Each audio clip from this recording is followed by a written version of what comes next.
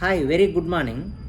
లింగ నిష్పత్తిలో ఓసీల కన్నా ఎస్సీలు ఎక్కువ పర్సంటేజ్, అంటే సెక్స్ రేషియోలో ఓసీల కన్నా ఎస్సీలు చాలా మంచి పొజిషన్లో ఉన్నారు. ఓకే, రాష్ట్రంలో ఓసీలలో వృద్ధుల జనాభా చాలా ఎక్కువ ఉంది, ఎస్సీలలో తక్కువ ఉంది. ఓకేనా, కొన్ని డాటా, చాలా ఇంపార్టెంట్ డాటా పడ్డది. సోషియో ఎకనామిక్ సర్వే తెలంగాణకు సంబంధించినటువంటిది.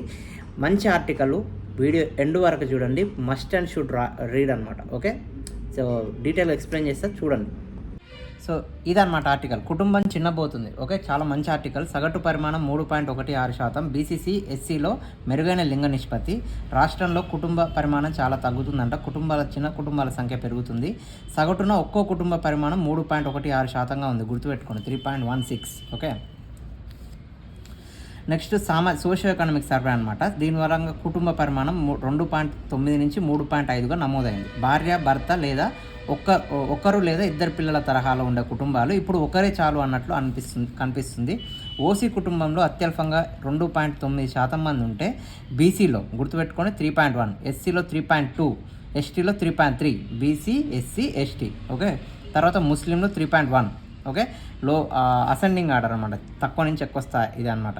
రాష్ట్ర స్థాయిలో సెక్స్ రేషియో 979 ఉంది. ఓకే, నెక్స్ట్ లింగ నిష్పత్తి అత్యల్పంగా ఓసీలో, మెరుగ్గా బీసీసీ, ఎస్సీలో ఉందన్నమాట. ఓసీలో 1000 మందికి 946 మంది మహిళలు ఉన్నారంట. ఓకే, నెక్స్ట్ బీసీసీలో 1023. ఓకే, మంచి సెక్స్ రేషియో చాలా బాగుంది. ఓకే, ఎస్సీలో 1007, ఇది ఆల్రెడీ పీవైకి బిట్టి 2. సో ముస్లిం మైనార్టీలో 959 మంది ఉన్నట్టు సర్వేలో చెప్పారంట.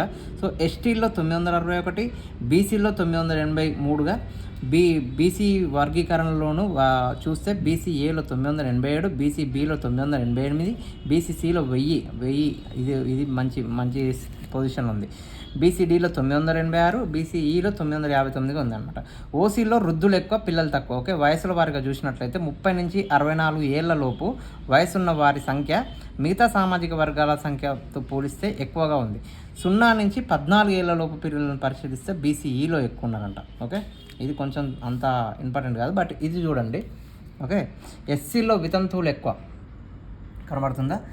వితంతువులు ఎస్సీలో ఎక్కువ ఉన్నారంట. జనాభాలో వితంతు మహిళలు 5.4% మంది ఉన్నారు. ఎస్సీ జనాభాలో అది 6.2% ఉంది. అతి తక్కువగా ముస్లింలో 4.1గా ఉన్నది. నెక్స్ట్ ఎస్టీలో 4.9, బీసీలో 5.5, ఓసీలో 4.6% ఉంది. భార్య చనిపోతే ఒంటరిగా మిగిలిపోయిన పురుషులు రాష్ట్రంలో 0.6%గా ఉంటే అత్యధికంగా బీసీసీలో.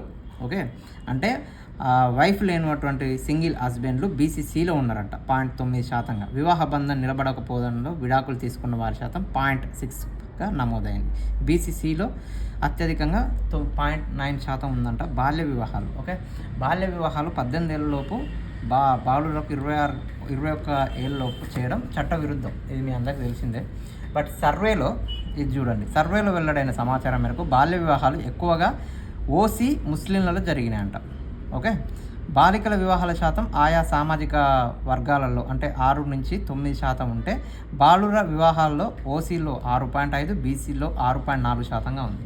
రాష్ట్రంలో బాలికల వివాహాలు 5.6%గా ఉంటే బాలుర వివాహాలు 5.0గా నమోదైంది. ఓకే, బాలుర వివాహాల శాతం బీసీడీలో తక్కువ. పురుషులదే పెత్తానం. ఓకే, కుటుంబ యజమానిగా మహిళలకు అన్ని రకాల్లో ప్రభుత్వం పెద్దపీట వేస్తున్న పురుషురాధిక పేట్రియార్కల్ సొసైటీ కాబట్టి వాస్తవానికి 25.1% మంది కుటుంబాలకు మహిళల యజమానులు ఉన్నారు. మహిళలు కుటుంబ యజమానులుగా కొనసాగుతున్న సామాజిక వర్గాల్లో ఎస్సీ, ముస్లిం వర్గాలు ముందున్నాయి. ఓకే, తర్వాత ఈ వర్గాల్లో మహిళలు యజమానులుగా కుటుంబాలు 27% ఉందంటే ఎస్టీలో ఇది 23%, ఓసీలో ఇది. సో సామాజిక ఇది గుర్తుపెట్టుకోండి.